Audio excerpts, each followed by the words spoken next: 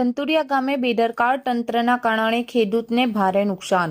ધનતુરિયા ગામે કોયલી તરફ જતા મુખ્ય રસ્તા પર નારાના કામના કારણે બનાવવામાં આવેલ ડાયવર્ઝન માર્ગ અત્યંત જર્જરિત અને જોખમી હાલતમાં હોવાનું સામે આવ્યું છે।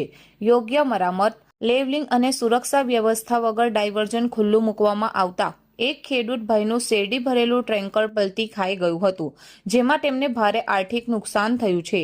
ખેડૂત મોંઘું બિયારણ, મોંઘા ખાતર અને દવાઓ નાખીને ખેતી કરે છે। આવી સ્થિતિમાં તંત્રની બેદરકારીના કારણે જો ખેડૂતોને નુકસાન ભોગવવું પડે તો તે અતિ નિંદનીય છે। આ ઘટનાની સંપૂર્ણ જવાબદારી સંબંધિત તંત્ર અને કામ કરનાર કોન્ટ્રાક્ટરની છે। પ્રશાસનને તાત્કાલિક ડાયવર્ઝન માર્ગને સુરક્ષિત બનાવવો, યોગ્ય સંકેત બોર્ડ અને સુરક્ષા વ્યવસ્થા ઊભી કરવી તેમજ નુકસાન પામેલા ખેડૂતને યોગ્ય વળતર આપવું જરૂરી છે।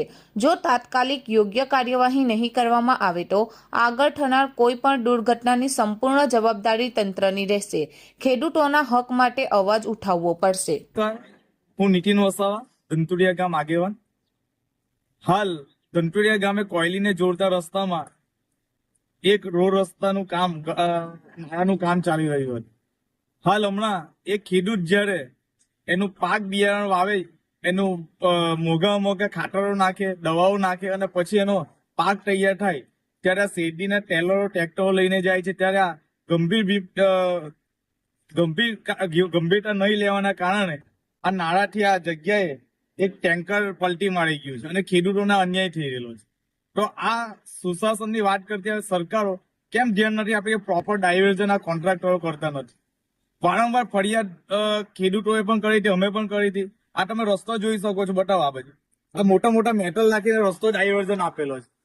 બાજુમાં પેલો જે પેલું બતાવે, આ નાળાનું કામ ચાલી રહ્યું છે। આ બધી એમની ગંભીર ભૂલોના કારણે આજે ખેડૂતોને વધારે નુકસાન જાય છે।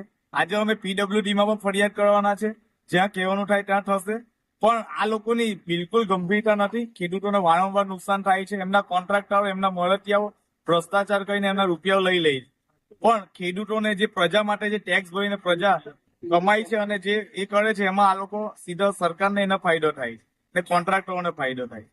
તો આ ખેડૂતોને ન્યાય અપાવવા માટે આજે અમે અહીંયા ઉભા છે।